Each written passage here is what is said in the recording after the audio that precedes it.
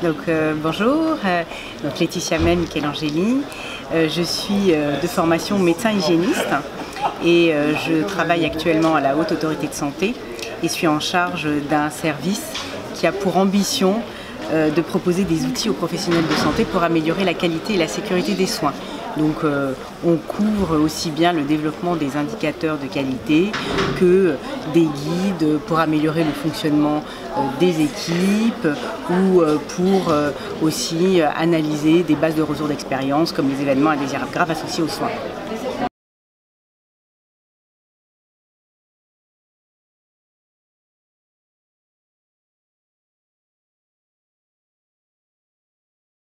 Grande question.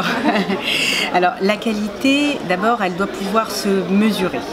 En effet, pour améliorer la qualité et l'objectiver, il faut des données chiffrées. Et une des façons de le faire est de s'appuyer sur des indicateurs. La prise en compte du point de vue du patient aujourd'hui dans l'évaluation de la qualité est une priorité, que ça soit dans les projets stratégiques de la Haute Autorité de Santé, dans le projet de réforme de la santé avec Ma Santé 2022 et donc une priorité pour mon service. Le recueil aujourd'hui du point de vue du patient dans la thématique infection associée aux soins, puisque c'est la question, et la sécurité des soins d'une façon globale, est un de nos chantiers actuellement prioritaires.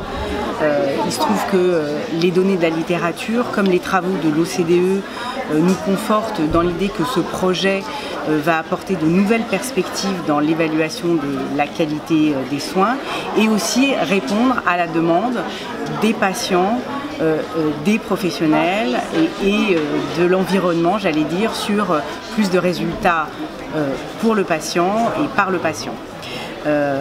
Après, bien sûr, il faut garder une vision globale dans l'évaluation des infections associées aux soins, puisqu'on parle de ça. Et je pense qu'il faut qu'on garde la multiplication des évaluations et des sources de données et des types d'indicateurs, donc que ce soit audit de patients, audit de dossier, questionnaire patient, questionnaire établissement ou analyse de base de données. Et indicateurs de processus comme indicateurs de résultats.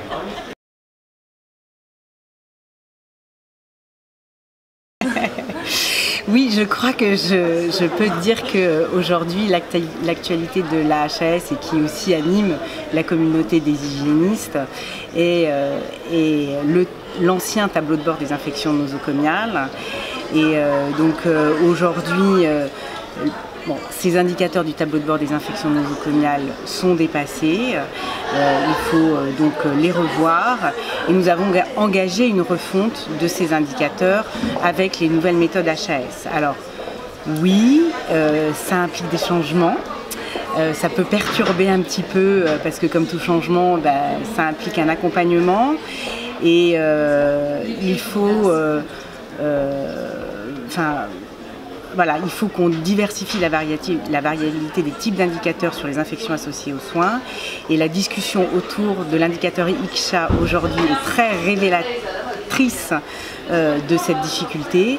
Aujourd'hui, l'indicateur doit être vu, mais en fait, c'est pour donner plus de sens et plus de pertinence pour les professionnels et pour les patients.